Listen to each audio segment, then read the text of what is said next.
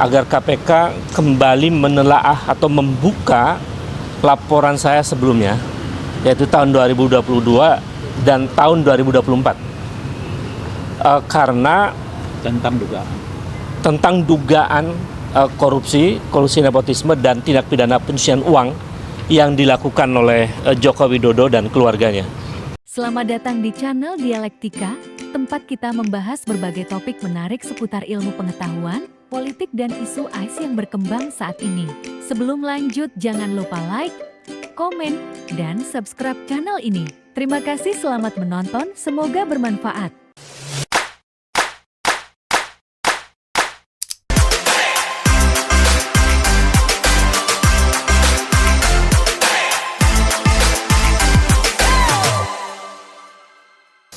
Assalamualaikum warahmatullahi wabarakatuh.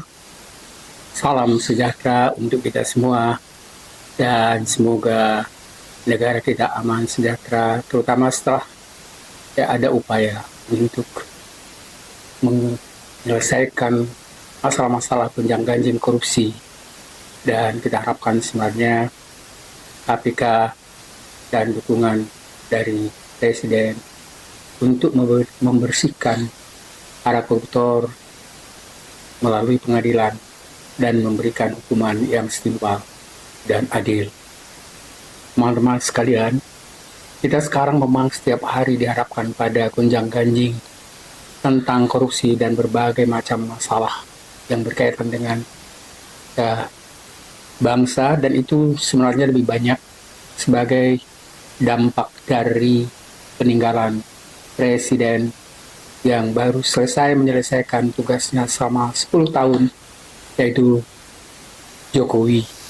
Dan diharapkan Presiden yang baru ini bisa secepatnya menyelesaikan masalah-masalah itu, supaya misalnya juga Presiden bisa tidak diganggu terus oleh masalah-masalah yang tidak pernah diselesaikan, atau mungkin tuntutan masyarakat yang terlalu cepat, terlalu tinggi. Bagaimana supaya masalah-masalah yang ditimbulkan pada masa Presiden yang sebelumnya bisa diselesaikan dengan cepat. Teman-teman sekalian, kita melihat sekarang misalnya begitu banyak mulai tuntutan-tuntutan itu langsung disampaikan ke KPK, dan yang agak masalah adalah keterlambatan KPK untuk menanggapi berbagai macam pengaduan dari masyarakat. Teman-teman sekalian, beberapa hari yang lalu, Nurani 98 tuntutan atau menuntut KPK, dan mereka sebenarnya meminta supaya korupsi, nepotisme, dan pencucian uang yang dilakukan Jokowi dan keluarganya bisa diselesaikan melalui pengadilan. Teman-teman sekalian, untuk lebih jelasnya, kita ambil atau kita ikuti dulu video ketika teman-teman dari anggota tim 9898 itu menemui KPK, dan kita ikuti seperti berikut. Ada Rangkuti, Antonius Danar, ada Wakil Kamal dan Prarastejo, Lubowo dan lain-lain. Sebetulnya banyak sekali teman-teman 98 yang masih berada dalam garis Nurani 98. Kami sengaja dengan niat tulus ikhlas untuk kepentingan bangsa dan negara hadir kembali ke KPK untuk, saya mungkin sudah ke 5 kalinya datang ke KPK untuk hari ini untuk meminta agar KPK kembali menelaah atau membuka laporan saya sebelumnya, yaitu tahun 2022 dan tahun 2024. Karena tentang dugaan korupsi, kolusi nepotisme dan tindak pidana pencucian uang yang dilakukan oleh Joko Widodo dan keluarganya. Kami tadi diterima oleh Dumas, berdiskusi cukup panjang lah, 30 menit ya lebih, dengan namanya boleh disebutkan boleh tidak, tetapi diterima dengan baik dan agak perdebatan sebentar, tapi kemudian ketemu solusi untuk membuka kembali apa yang sudah pernah kami laporkan itu. Kemudian kenapa kami datang kembali ke sini? Karena ada konfirmasi yang cukup kuat dari laporan OCCRP itu. Jadi sebetulnya laporan kami sebelumnya terkonfirmasi dengan rilis yang disampaikan oleh OCCRP. Dan kami merumuskan seluruh narasi ini dengan baik. Saya bacakan dulu isinya dan nanti dilanjutkan oleh Bung Anmus Danar dan Bung Ray dan nanti kawan-kawan yang lain. Ini kami sampaikan kepada Ketua KPK. Perihalnya segera usut tuntas dugaan korupsi Saudara Joko Widodo dan keluarganya. Sebagaimana termaktub dalam Undang Dasar 45 bahwa setiap warga negara memiliki kedudukan yang sama dalam hukum dan pemerintahan sesuai dengan pasal 27 ayat 1 Undang Dasar 45. Atas dasar itu kami bermaksud mengingatkan kembali kepada KPK agar dalam penegakan hukum untuk memberantas korupsi tidak tebang pilih, tidak tumpul ke atas dan tajam ke bawah. Siapapun sama di muka hukum, termasuk mantan Presiden Joko Widodo dan keluarganya. Bahwa KPK berdasarkan undang-undang ditegaskan bahwa dalam menjalankan tugas dan wewenangnya, KPK berasaskan pada kepastian hukum, keterbukaan, akuntabilitas, kepentingan umum, proporsionalitas, dan penghormatan terhadap hak asasi manusia. Dengan dasar itu kami kembali mendatangi KPK agar menjalankan semua proses pemberantasan korupsi sesuai dengan asas-asas yang telah ditetapkan oleh undang-undang, termasuk dalam menindaklanjuti laporan kami 3 tahun yang lalu dan setahun yang lalu tentang dugaan tindak pidana korupsi, kolusi, nepotisme, dan dugaan tindak pidana pencucian uang keluarga Joko Widodo. Bahwa mantan Presiden RI yang ke-7 yang kami laporkan KPK 3 tahun lalu bernama Joko Widodo telah disebutkan oleh lembaga internasional organisasi Crime and Corruption Reporting Project sebagai salah satu mantan presiden terkorup di dunia. OCCRP menyebutkan bahwa Joko Widodo secara signifikan melemahkan Komisi Pemberantasan Korupsi. Selain itu, OCCRP juga menyebutkan bahwa Jokowi telah merusak lembaga pemilihan umum dan peradilan Indonesia yang menguntungkan ambisi politik putranya bernama Gibran Rakabuming Raka. Perilaku kekuasaan semacam ini patut diduga kuat telah dilakukan praktek KKN yang patut menjadi perhatian serius KPK agar pimpinan KPK yang baru dapat mengembalikan citra dan wibawa KPK kembali dan lepas dari stigma bayang-bayang kekuasaan mantan Presiden Joko Widodo. Berdasarkan hal-hal itu, kami pada Selasa 7 Januari 2025 kembali datang ke KPK untuk menyatakan bahwa 1. Menyayangkan pernyataan KPK yang tidak secara tegas menyatakan akan mengusut dugaan korupsi Joko Widodo maupun keluarganya terkait ramainya respon publik terhadap rilis OCCRP. KPK menyebut hanya menunggu laporan dari masyarakat terkait hal tersebut. 2. Sikap KPK yang lembut dan pasif ini bertolak belakang dengan kasus yang menimpa tokoh politik dari partai politik yang bukan pejabat negara. Padahal KPK seharusnya mengejar pelaku korupsi yang berada di lingkaran kekuasaan atau mereka yang berada di lingkaran kekuasaan yang dilaporkan oleh masyarakat karena ada kerugian negara yang diakibatkan. Untuk ketiga dan keempat, silakan Bung Ray. 3. KPK yang bersikap pasif terhadap kasus dugaan korupsi Joko Widodo telah menguatkan asumsi yang kuat bahwa KPK bekerja untuk kepentingan menyelamatkan uang negara, bahwa KPK bekerja bukan untuk kepentingan menyelamatkan uang negara, tetapi demi kepentingan menyelamatkan penguasa, mantan penguasa, dan bahkan oligarki di lingkaran kekuasaan. 4. Belum adanya laporan masyarakat seperti yang diungkapkan KPK adalah tidak benar. Sebab kawan kami aktivis Nurani 98 tadi sudah disebutkan tahun 2022 dan 2023 yang 4 yang lalu telah pernah melaporkan dugaan KKN dan tindak pidana pencucian uang yang dilakukan oleh keluarga Joko Widodo ke KPK pada tanggal 10 Januari 2022 dan laporan dugaan gratifikasi dan atau suap berupa penggunaan jet pribadi mewah oleh putranya yang bernama Kaisang. Selain itu, ada juga laporan dari TPDI pada tanggal 23 Oktober 2024. Disebutkan pula bahwa dalam persidangan mantan Gubernur Maluku Utara juga muncul istilah blok Medan yang disinyalir terkait dengan keluarga Joko Widodo. Jadi KPK minta laporan seperti apa lagi padahal sudah banyak yang melaporkan Joko Widodo dan keluarganya khususnya kepada KPK. Maka dan oleh karena itulah kami dari Eksponen 98 yang tergabung dalam Nurani 98 yang memiliki tanggung jawab moral dan konstitusional pada sejarah reformasi 98 mendesak KPK untuk segera memeriksa harta kekayaan Joko Widodo beserta kekayaan keluarganya, istrinya, anak-anaknya, menantunya, dan saudara-saudaranya dalam 10 tahun terakhir. Sebab rilis OCCRP itu dengan tegas mensiratkan banyaknya warga negara Indonesia dan dunia yang memberi perhatian atas seluk-beluk dan asal-usul kekayaan Joko Widodo dan keluarganya yang sangat fantastis. Demikian desakan ini kami sampaikan kepada KPK agar KPK segera menindaklanjuti tuntutan ini untuk memanggil saudara Joko Widodo, putra-putrinya dan atau menantunya untuk dimintai keterangan tentang asal-usul kekayaannya yang segera ditingkatkan ke tahap penyidik. Jakarta, 7 Januari 2004, hormat kami, Nurani 98, Rai Rangkuti, Ubaidillah Batrun, Embai, Ahmad Wakil, Guntoro, Antonius Danar, Hari Purwanto, Tejo Asmoro, Bowo Santoso, dan nama-nama lain yang belum sempat kami masukkan dalam hal ini. Teman-teman sekalian, jadi kita sudah mendengar tadi tuntutan dari para aktivis 98. Ini adalah sebenarnya aktivis mahasiswa yang waktu itu berjasa untuk melakukan perubahan.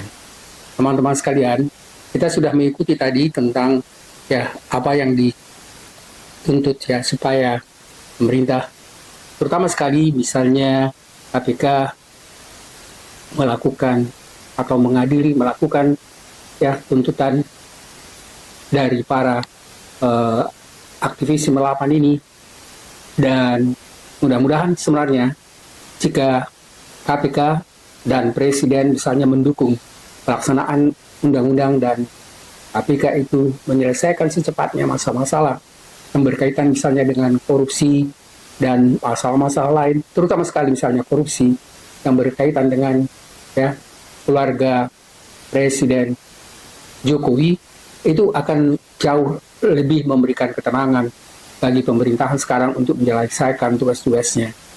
Teman-teman sekalian, tadi kita lihat bagaimana misalnya Ubaidillah Batrun, kemudian teman-teman yang lain termasuk misalnya Rai Rangkuti menjelaskan bahwa mereka sebenarnya sudah melakukan beberapa kali pengaduan itu ke KPK. Sayangnya KPK itu kurang tanggap, dan harapan mereka sebenarnya bagaimana supaya berikutnya ini KPK bisa melakukan tindakan yang jelas dan tegas untuk mengatasi berbagai macam korupsi, nepotisme yang ada di negara ini, terutama sekali misalnya pada masa pemerintahan Jokowi.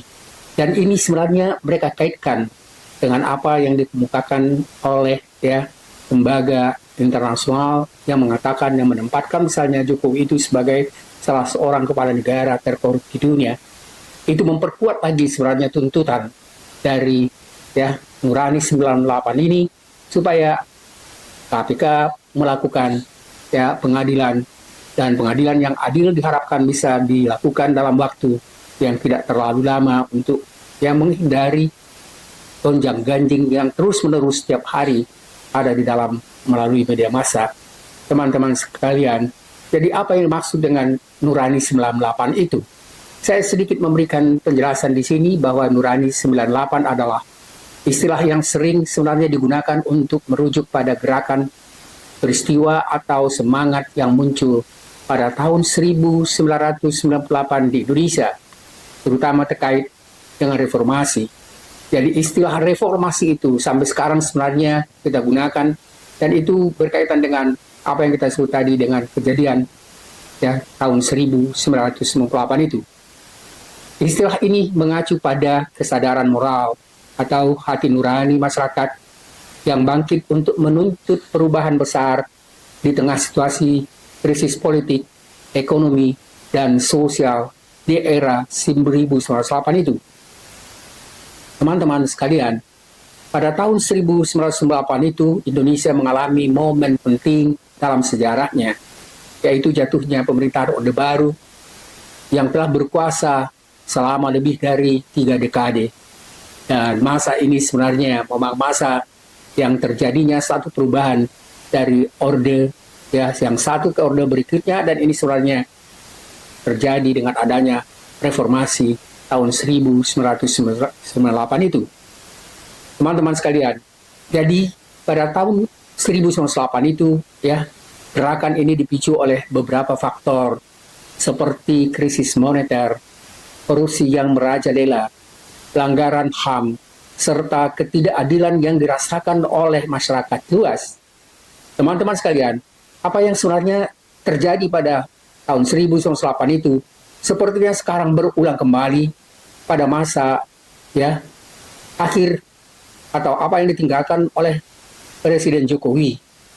Dan ini kondisinya bisa saja mungkin ya sama atau mungkin bisa lebih berat dari apa yang sebelumnya, karena sekarang juga kita lihat ada tanda-tanda misalnya bagaimana ekonomi Indonesia akan mengalami juga krisis.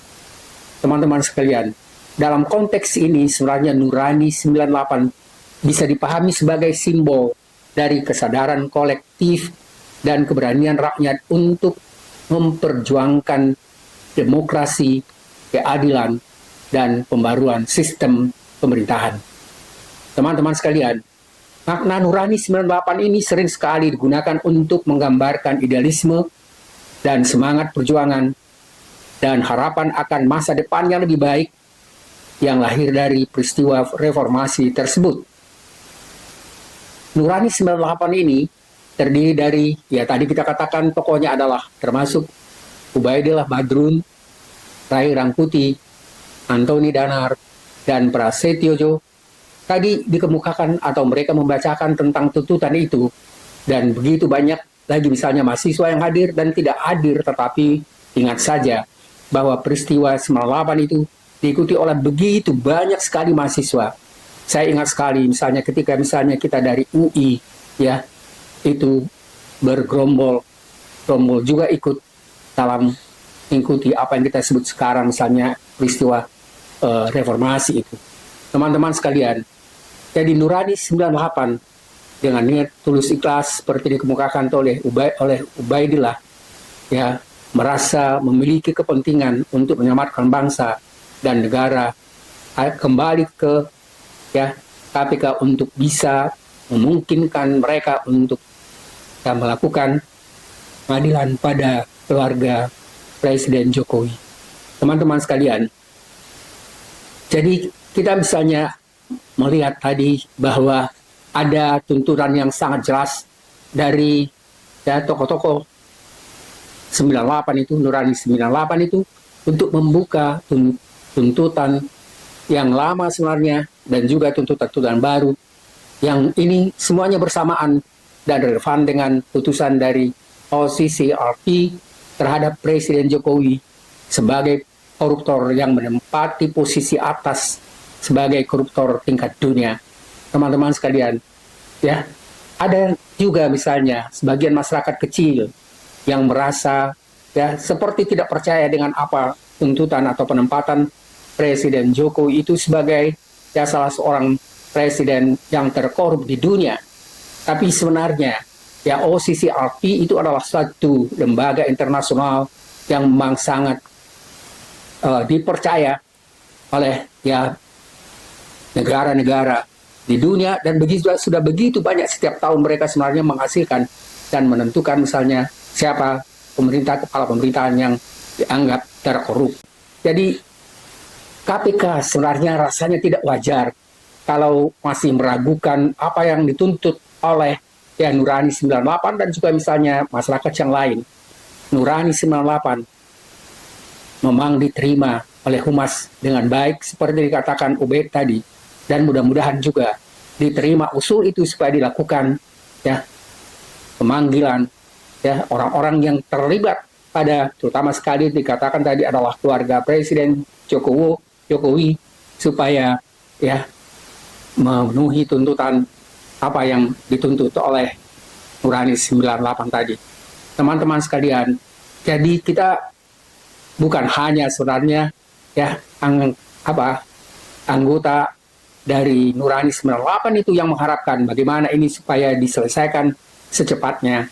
Teman-teman sekalian, jadi Nurani 98 menurut ya dan menuntut agar KPK segera usut tuntas dugaan korupsi ya Joko Widodo dan keluarganya ya sebagaimana termaktub dalam Undang-Undang Dasar 45 yang menyatakan bahwa setiap warga negara memiliki kedudukan yang sama di dalam hukum dan pemerintahan sesuai dengan ayat ya 27 ayat 1 Undang-Undang Dasar 1945. Teman-teman sekalian, kita juga melihat kadang-kadang ada seperti upaya tidak menempatkan ya bekas presiden dan bekas pejabat tinggi negara itu sama kedudukannya dengan masyarakat di depan hukum. Ini sebenarnya tentu bertentangan dengan Undang-Undang Dasar 45 seperti tadi dikatakan pada pasal 27 ayat 1 yang menempatkan semua warga negara memiliki kedudukan yang sama dalam hukum dan pemerintahan. Teman-teman sekalian, berdasarkan Undang-Undang Dasar 45 itu, semestinya KPK wajib menegakkan hukum, memberantas korupsi, tidak tebang pilih, tidak tumpul ke atas dan tajam ke bawah. Seperti juga tadi dikemukakan oleh ya para anggota 98 itu, dan termasuk juga misalnya bagaimana supaya itu diterapkan hal yang sama kedudukannya antara Presiden Joko Widodo dan keluarganya bersamaan dengan masyarakat. Teman-teman sekalian, jadi kita sekarang sebenarnya tinggal menunggu, masyarakat tinggal menunggu, dan harapannya supaya juga KPK bisa membereskan masalah-masalah dan melakukan kepastian hukum, keterbukaan, dan akuntabilitas, dan kepentingan umum lebih penting dan daripada misalnya kepentingan-kepentingan dari ya katakanlah misalnya para koruptor. Teman-teman sekalian, jadi KPK diharapkan bisa melaksanakan pengadilan itu berdasarkan pada kepastian hukum, pada keterbukaan, akuntabilitas, dan kepentingan umum yang proporsionalitasnya dan ya penghormatan terhadap hak asasi manusia dan prinsip keadilan untuk semua. Teman-teman sekalian, sikap tegas KPK ya diharapkan bukan hanya misalnya pada orang-orang tertentu atau masyarakat tertentu. Kita bisa lihat misalnya bagaimana seperti sekarang sikap tegas KPK ke Hasto berbeda dengan sikap ke ya yang kita katakan tadi tuntutan-tuntutan ke misalnya keluarga Presiden ya Jokowi. Teman-teman sekalian, tanggapan KPK tentang tuntutan Nurani 98 ya diharapkan sebenarnya sama ya dengan menghargai dan juga misalnya melakukan tuntutan itu sebagaimana juga misalnya tuntutan kepada masyarakat yang lain. Teman-teman sekalian, jika Presiden ya Prabowo ya misalnya mendukung dan meminta supaya semua, dan memang sudah diminta, supaya semua lembaga-lembaga negara itu melaksanakan tugas dan janjinya untuk mengejar para koruptor dimanapun. Mudah-mudahan ya KPK mendapat dukungan dari Presiden, dan ini mengakibatkan KPK pasti akan menindaklanjuti sesuai dengan tuntutan rakyat dan hukum. Teman-teman sekalian, kita sangat mengharapkan supaya misalnya rakyat merasa apa yang mereka tunggu-tunggu itu, ya tindakan tegas dari Presiden dan KPK ya bisa terlaksana dalam waktu yang tidak terlalu lama.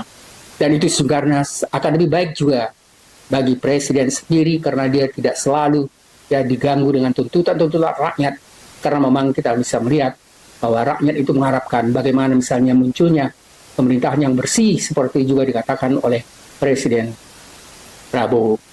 Presiden Prabowo selalu mengatakan dia akan melakukan menciptakan satu pemerintahan yang bersih dari korupsi dan apa yang dituntut oleh masyarakat, yang dituntut juga oleh anggota tadi ya reformasi 98 ini, Nurani 98, itu tidak bertentangan dengan harapan Presiden dan tidak bertentangan juga dengan harapan masyarakat Indonesia. Mudah-mudahan Indonesia ini bisa ya tercipta menjadi masyarakat yang maju, aman, dan sejahtera. Dan itu sangat mungkin dicapai ketika berbagai masalah yang menimbulkan kehebohan di masyarakat itu diselesaikan dalam waktu yang singkat dan memenuhi harapan masyarakat itu juga adalah salah satu tugas besar yang dipikul oleh semua lembaga negara. Terima kasih atas perhatian semua. Semoga ada manfaatnya dan semoga saja ya masa pemerintahan Presiden Prabowo ini, apa yang diharapkan oleh Presiden dan juga misalnya tuntutan masyarakat itu bisa sama-sama ya terwujud, dan semoga ya rencana dan cita-cita Presiden untuk menciptakan kesejahteraan bagi masyarakat Indonesia bisa terwujud dalam waktu yang tidak terlalu lama. Terima kasih. Assalamualaikum warahmatullahi wabarakatuh.